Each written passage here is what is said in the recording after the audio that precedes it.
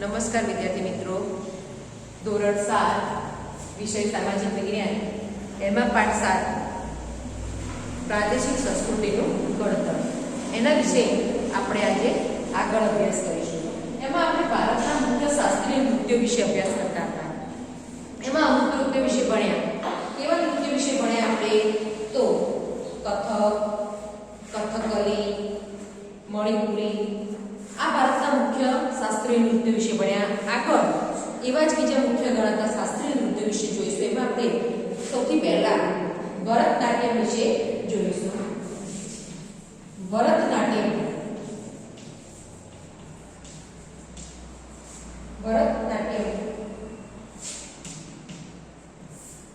આ નૃત્યની અંદર આપણે આવું નૃત્ય જોયેલું પણ છે. ભરતનાટ્યમ કોના દ્વારા રચિત થયું છે? તો ભરત મુનિ દ્વારા રચિત નાટ્યશાસ્ત્ર ગ્રંથ ભારતના શાસ્ત્રીય નૃત્યો પર લખાયેલ મહાન ગ્રંથ છે. શું કહેવા માંગે છે? તો ભરત મુનિ દ્વારા કોને રચ્યું છે? તો ભરત મુનિ દ્વારા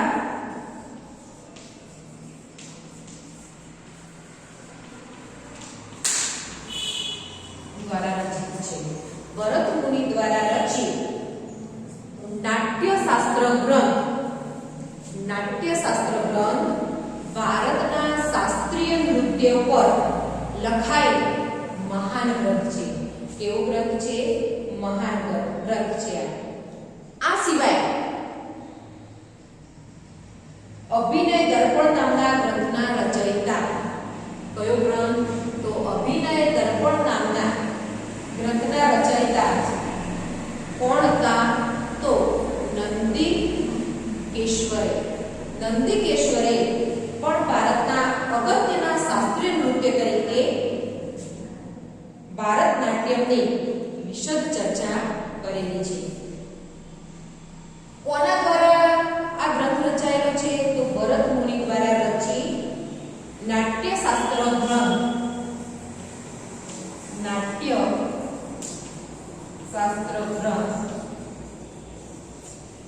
ભારતના શાસ્ત્રીય નૃત્યો પર. શું? તો ભારતના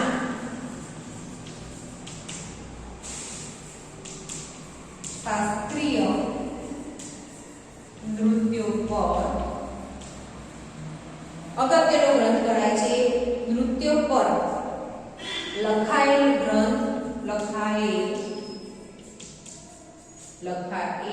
મહાન ગ્રંથ છે.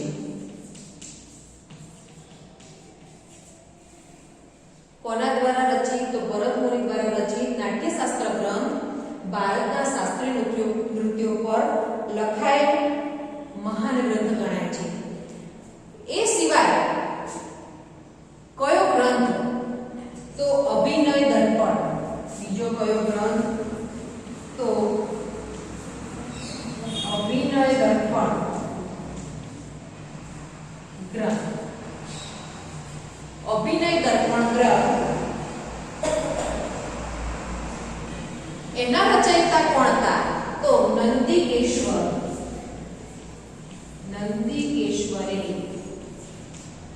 રચ્યું છે. અભિનય દર્પણ ગ્રંથ કોણે રચેલો છે? તો નંદિકેશ્વરે રચેલું છે. આ ગ્રંથ એની રચના નંદિકેશ્વરે કરેલી છે. તે પણ ભારતના અગત્યના શાસ્ત્રીય નૃત્ય પર ભરતનાટ્યમની આ નૃત્યની વિશદ એટલે કે વધારે ચર્ચાઓ કરેલી છે. તાંજોર જે તમિલનાડુ રાજ્યમાં આવેલું છે, તમિલનાડુ રાજ્યના તાંજોરની અંદર તાંજોર જિલ્લામાં ભરતનાટ્યમ નૃત્યનો વિકાસ થયેલો છે. કઈ જગ્યાએ ભરતનાટ્યમ નૃત્યનો વિકાસ થયેલો છે? તો તાંજોર જિલ્લામાં. કયા રાજ્યના તાંજોર જિલ્લામાં? તો તમિલનાડુ રાજ્યના તાંજોર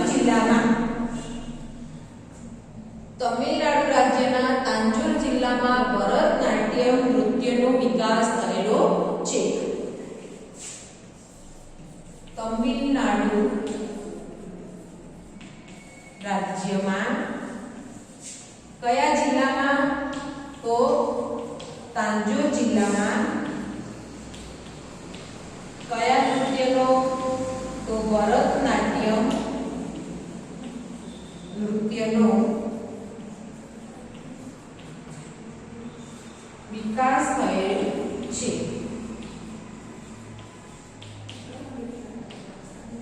યાદ રાખજો મોસ્ટ આઈએમપી પ્રશ્ન એક વાક્યમાં પૂછાય કે કયા રાજ્યમાં ભરતનાટ્યમ નૃત્યનો વિકાસ થયો છે? તો રાજ્યનું નામ પૂછે તો તમિલનાડુ રાજ્ય, જિલ્લો પૂછે તો તાંજોર. તો તમિલનાડુ રાજ્યના તાંજોર જિલ્લામાં ભરતનાટ્યમ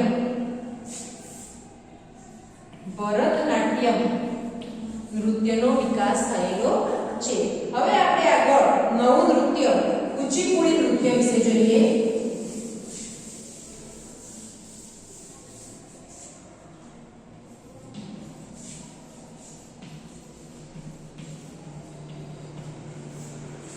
કુચીપુડી નૃત્ય તો ભારતના અગ્રગણ્ય શાસ્ત્રીય નૃત્ય કુચીપુડીનો ઉદ્ભવ ક્યાં થયો હતો? તો આંધ્રપ્રદેશના કુચીપુડી નામના ગામમાં થયો હતો. આ નૃત્યનો ઉદ્ભવ ક્યાં થયો હતો? તો આંધ્રપ્રદેશમાં. કયા ગામમાં? તો આ નૃત્યનું નામ છે કુચીપુડી ગામમાં. કુચીપુડી ગામમાં જે ભારતના અગ્રગણ્ય આગળ ગણાતા એવા શાસ્ત્રીય નૃત્ય જે કુચીપુડીનો ઉદ્ભવ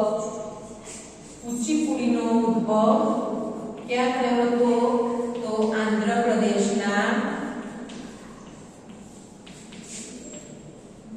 કુચીપુડી ગામમાં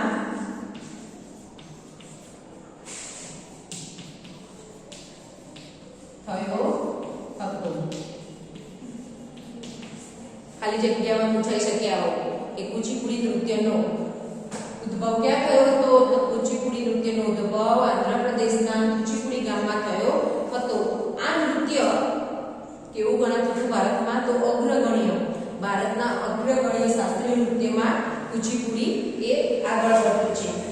આ ગામમાં એટલે કે કુચીપુડી ગામમાં યક્ષગાન તરીકે ઓળખાતા નૃત્યએ 17મી સદીમાં કુચીપુડી નૃત્યનું સ્વરૂપ ધારણ કર્યું. શું કર્યું? યાદ રાખજો. આ પણ કયા ગામમાં? તો કુચીપુડી ગામમાં કયા નૃત્ય તરીકે ઓળખાતા? તો યક્ષગાન નૃત્ય તરીકે ઓળખાતા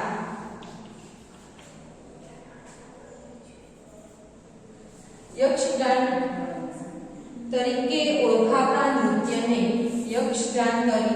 ઓળખાતા નૃત્યને શું થયું? નૃત્યએ કઈ સદીમાં? 17મી સદીમાં કુચીપુડી નૃત્યનું સ્વરૂપ ધારણ કર્યું. નૃત્યએ 17મી સદીમાં કુચીપુડી નૃત્યનું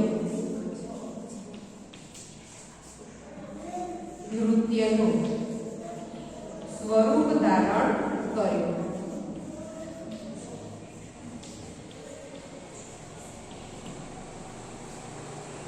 કયા નૃત્ય તરીકે ઓળખાતા? તો કુચીપુડી ગામમાં યક્ષગાન તરીકે ઓળખાતા નૃત્યએ 17મી સદીમાં કુચીપુડી નૃત્યનું સ્વરૂપ ધારણ કર્યું.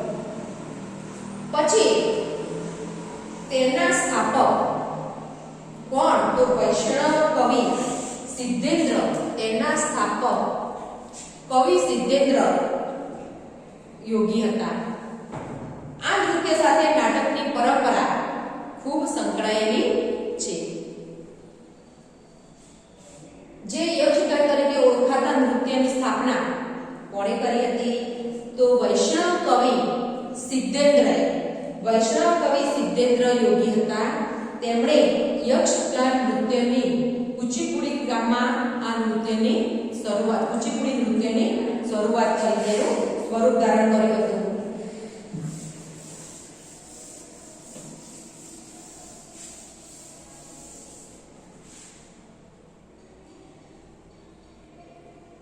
શું? તો આના સ્થાપક કુચીપુડી નૃત્યના સ્થાપક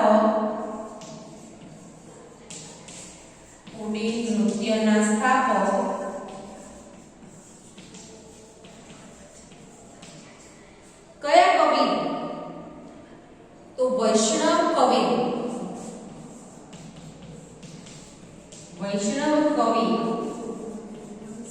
સિદ્ધેન્દ્ર વૈષ્ણવ કવિ સિદ્ધેન્દ્ર યોગી હતા. સિદ્ધેન્દ્ર યોગી હતા. યાદ રાખજો કે કુચીપુડી નૃત્યના સ્થાપક કોણ હતો? તો વૈષ્ણવ કવિ સિદ્ધેન્દ્ર. વૈષ્ણવ કવિ સિદ્ધેન્દ્ર યોગી કુચીપુડી નૃત્યના સ્થાપક હતા. આ નૃત્ય સાથે નાટકની પરંપરા પણ સંકળાયેલી છે. શું સંકળાયેલું છે? તો નાટકની પરંપરા સંકળાયેલી છે. નાટકની પરંપરા કુચીપુડી નૃત્ય સાથે નાટકની પરંપરા સંકળાયેલી છે.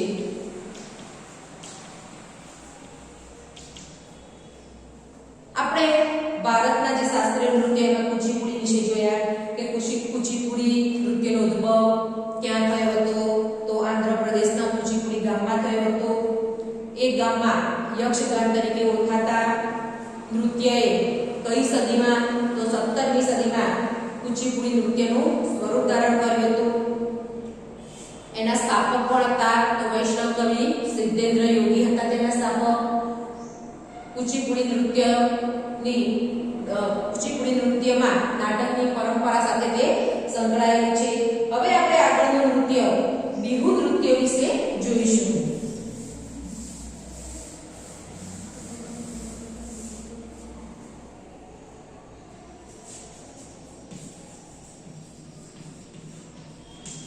બિહુ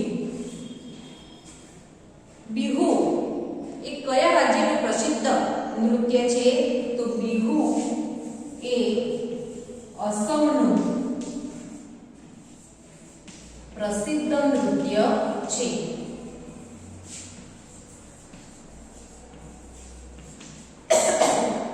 બિહુ એ અસમનું પ્રસિદ્ધ નૃત્ય છે. બિહુ નૃત્ય કેવી રીતે કરવામાં આવે છે? હવે એક વાક્યનો પ્રશ્ન આવે તો કેવી રીતે બિહુ નૃત્ય કરવામાં આવે છે? તો આનંદ વ્યક્ત કરવા માટે, ઉલ્લાસ વ્યક્ત કરવા માટે સ્ત્રી પુરુષોના સમૂહ દ્વારા પરંપરાગત પોશાક પહેરીને, એ નૃત્યમાં જે પોશાક પહેરાય છે તેવો પોશાક પહેરીને આ નૃત્ય કરવામાં આવે છે.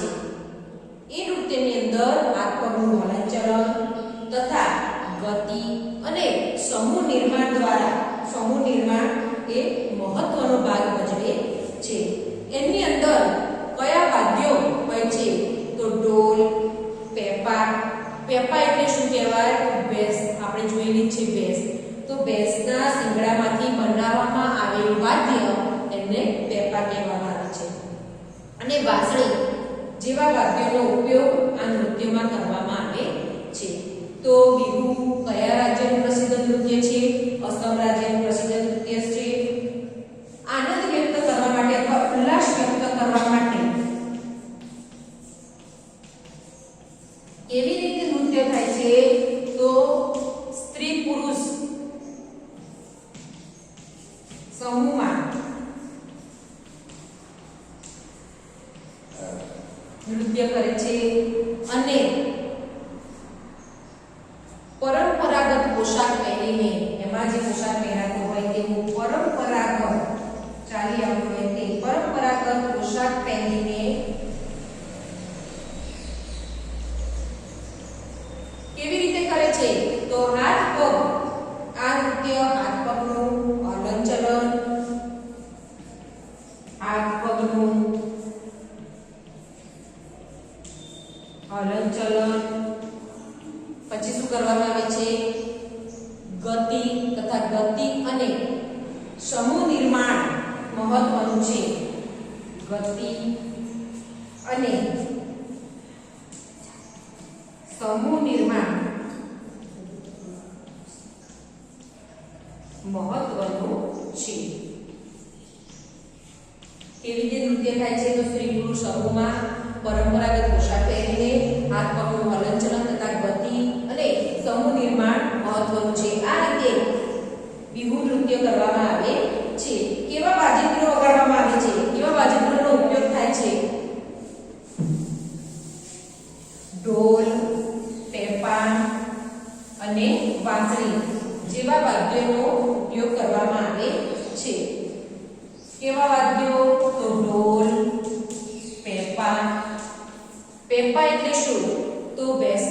શિંગડામાંથી બનાવવામાં આવેલ એક વાદ્ય. ભેંસ તો આપણે જોયેલી છે, તો ભેંસના શિંગડામાંથી બનાવવામાં આવેલ વાદ્ય. વાજિંત્ર અથવા વાદ્ય, બનાવવામાં આવેલ વાદ્ય એને શું કહે છે? પેપા. તો ઢોલ, પેપા અને વાંસળી જેવા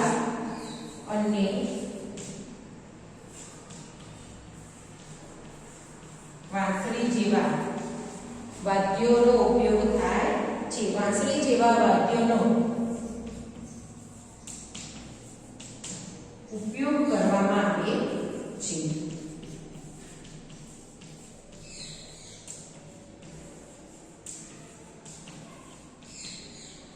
આપણે જે ભારતના શાસ્ત્રીય નૃત્યોમાં પ્રમુખ ગણતર નૃત્ય વિશે જોઈ લીધું. કયા કયા નૃત્ય વિશે આપણે અભ્યાસ કર્યો? તો કથક, કથકલી, મણિપુરી, ભરતનાટ્યમ, કુચીપુડી અને બિહુ.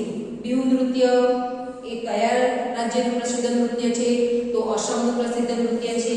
એ નૃત્ય કેવી રીતે કરવામાં આવે છે?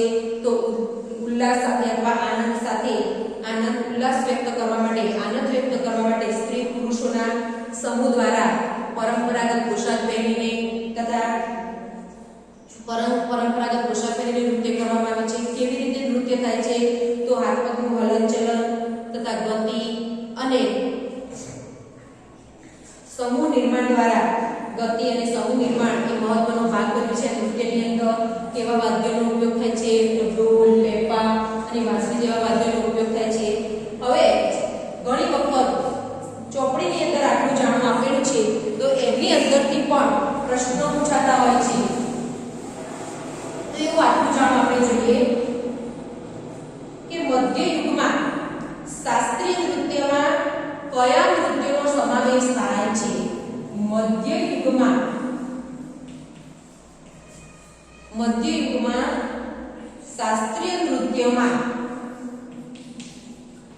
શાસ્ત્રીય નૃત્યમાં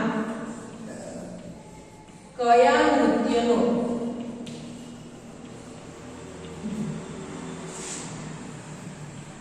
સમાવેશ થાય છે?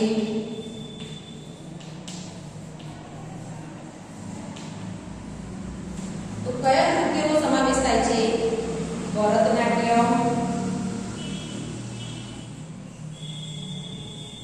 ભરતનાટ્યમ, કયા રાજ્યનું નૃત્ય છે? તમિલનાડુનું. ભરતનાટ્યમ, પછી કથકલી, એ પણ કયા રાજ્યનું? તો કથકલી એ કેરળ.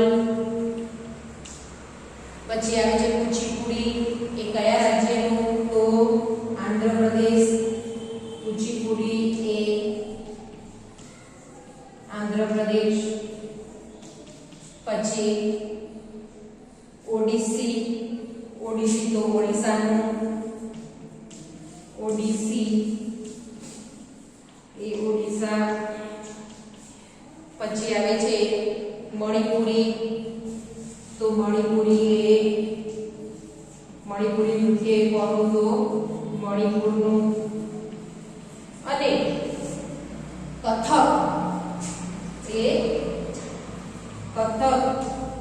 એ ઉત્તર ભારત.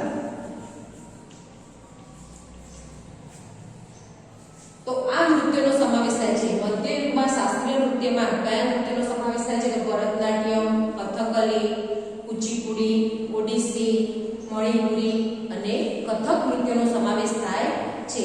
હવે આપણે ચિત્રકલા વિશે નેક્સ્ટ વિડીયોમાં જોઈશું.